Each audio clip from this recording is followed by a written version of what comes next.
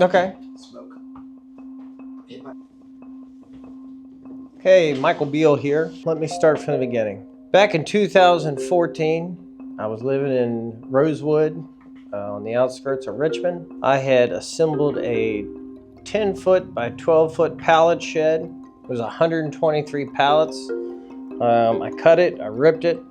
Pallets through the inside, pallets ripped down on the outside. You know, growing up, my father always had motorcycles, and it was just something for me to get a little bit closer with him. I've been into motorcycles my whole life. I was working for the federal government. It just wasn't for me. Buying and selling bikes on the side, and one day I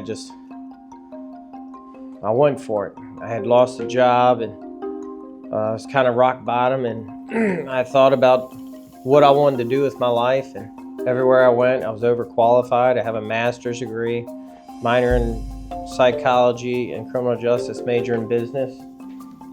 Went to Fort Lee, got my master's degree there. So I was in that pallet shed for maybe 6 months. The county came and shut me down, told me I had to close up shop. Went out to Commerce. There was a gas station over there across the street from the McDonald's. The rent was $500 a month, which I was really worried at the time I couldn't pay. We were there for 6 months and got a container full of parts, and I just had a wall of parts. The whole bay was just walls of chrome. It was called Mike's Cycle Solutions. That went on maybe, again, for another 6 months.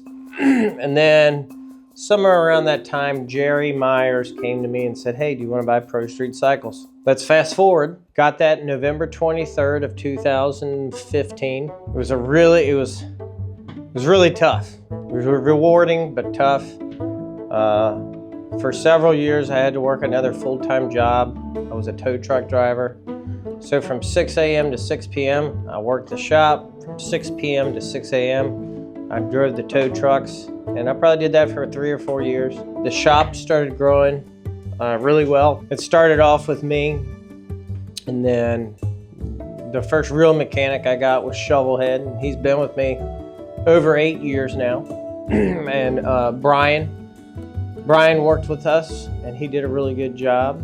I saved up, made good choices. We had a building, it was 8810 Jefferson Davis. We had that for about 6 years. That owner got older and wanted to sell, and we came across the building 2 doors over, 8805 Metro Court, that we were able to lease for 2 years, and then December 8th of 2022, we were actually able to purchase. That was a game changer for me. Now, fast forward to May of 25, we've put in a showroom. We're clearing the land. There's 13 employees full-time now and growing. The shop does over $1 million a year. I'm able to pay all my employees a good wage where they can actually get ahead and have a meaningful quality of life. We've opened an automotive shop. We've had a towing. We've always towed motorcycles since COVID. So around 2019, I started full-time doing the towing through the shop, which has now grown. We do powder coat in-house. We do motorcycles in-house. We're able to get paint done, hydro dipping, a lot of different stuff like that.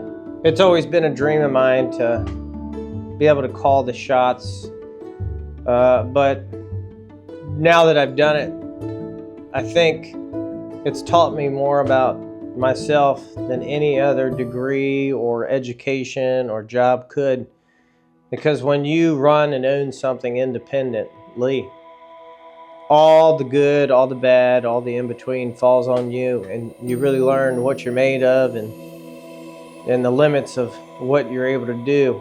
It's entirely up to you. I think it's made me a better person. I've met a wonderful girl. Her name's Katrina. You know, we go to church with 2 beautiful girls.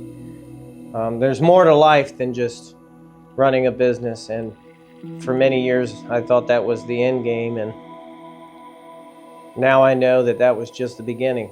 So I'm going to go ahead and cut it short here, and I'm sure we'll be making some other videos that will entail a little bit of the logistics and the background and what went into Pro Street Cycles before it was Pro Street Cycles. Thank you guys. Have a great day.